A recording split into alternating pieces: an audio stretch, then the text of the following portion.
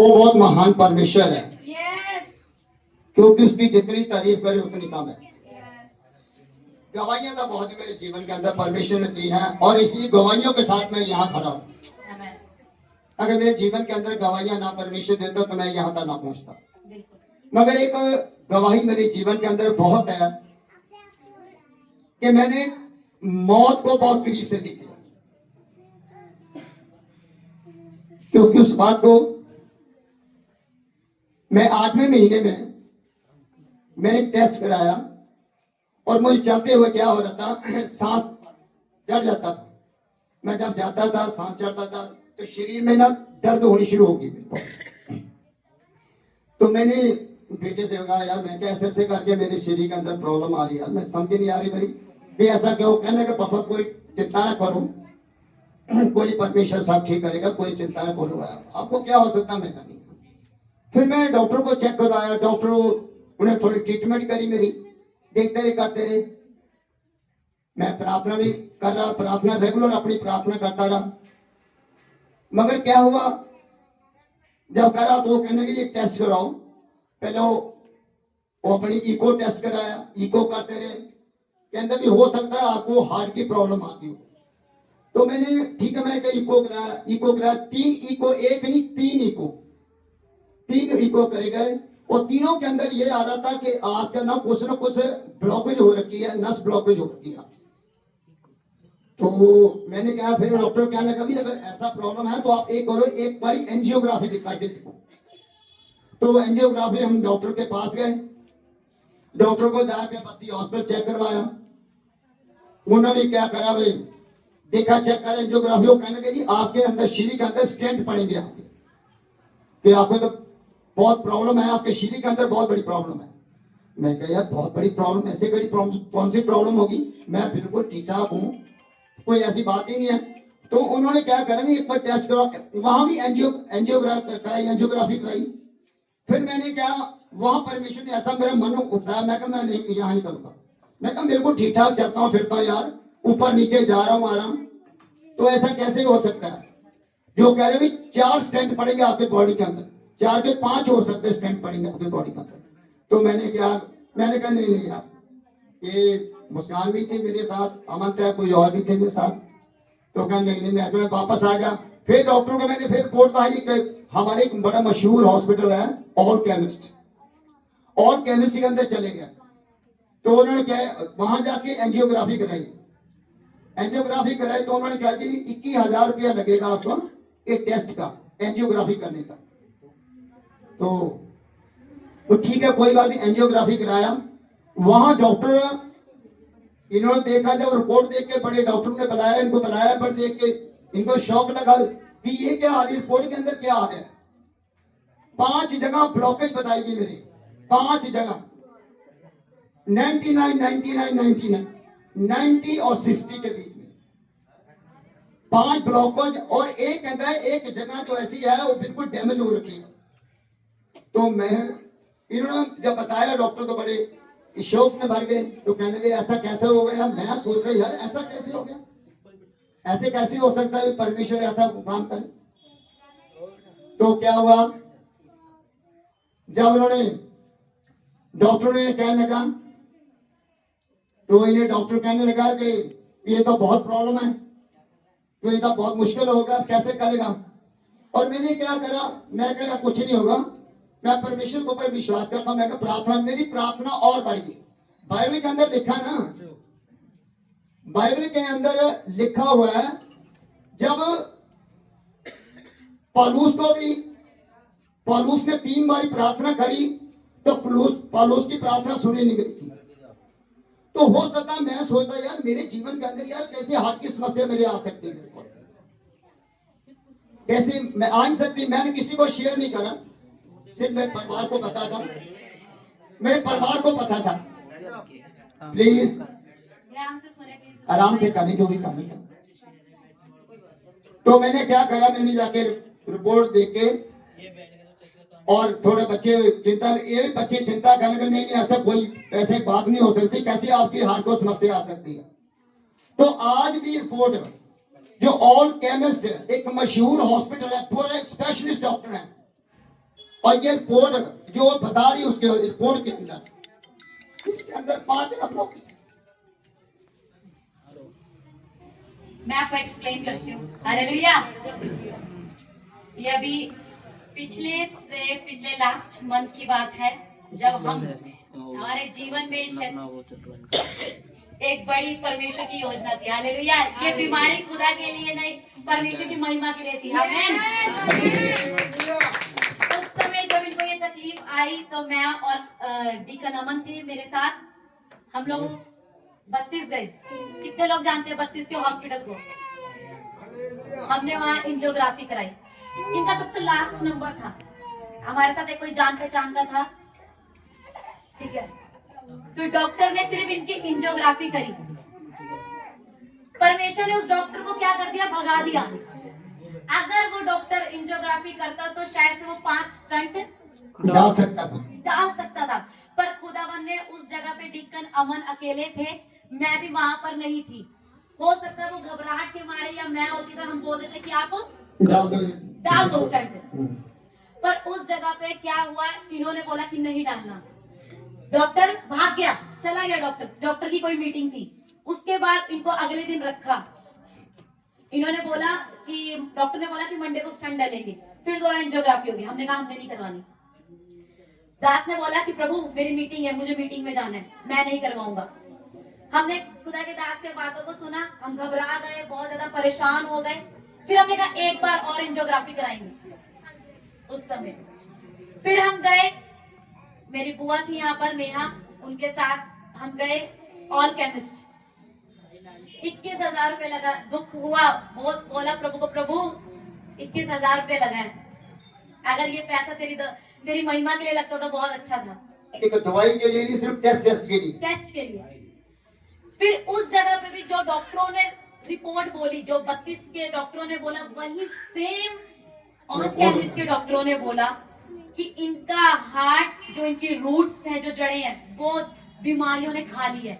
बल्कि उधर उस जगह पे डीकन अमन को और मुझे वहां दिखाया गया टीवी के अंदर कि देखिए ये आपका पेशेंट है, इसकी जड़ें पूरी खाली हैं, इसके हार्ट की जो जड़ें हैं पूरी खाली है, और इनको क्या वो बायो सर्जरी, बाईपास सर्जरी होगी।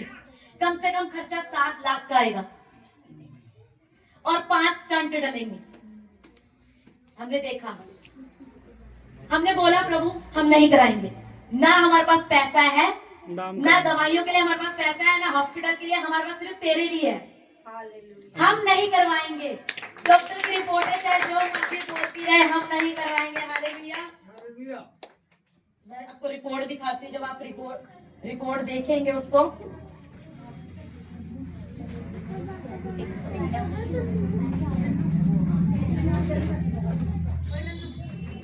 ये देखिए, आप रिपोर्ट खुद देख सकते हैं। जहां जहां ये ब्लू मार्क है 99, ये सारी ब्लॉकेज है।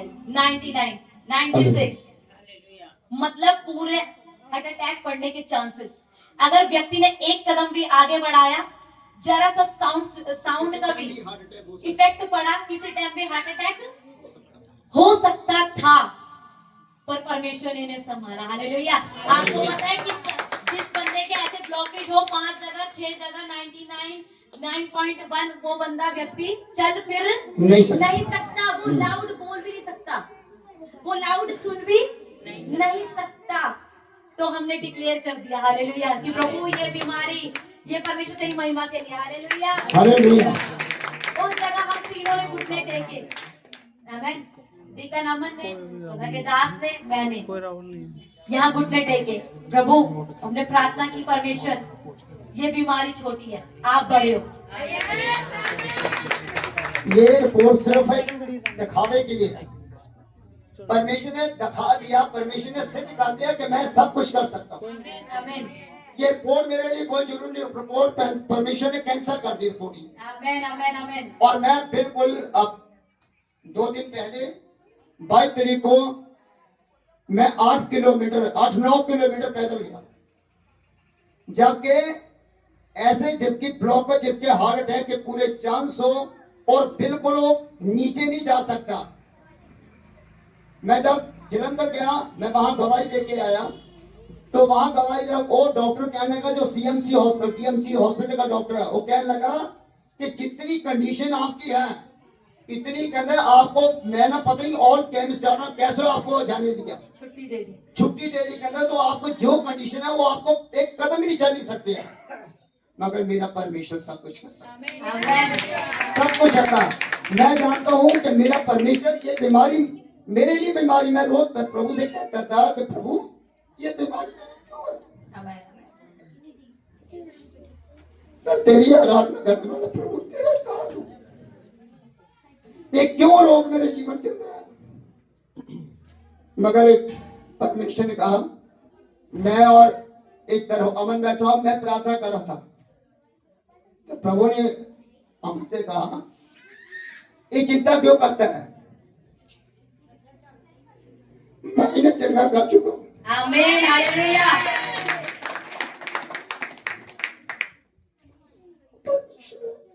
सब कुछ कर सकता है आमेन आमेन आमेन। हालेलुया।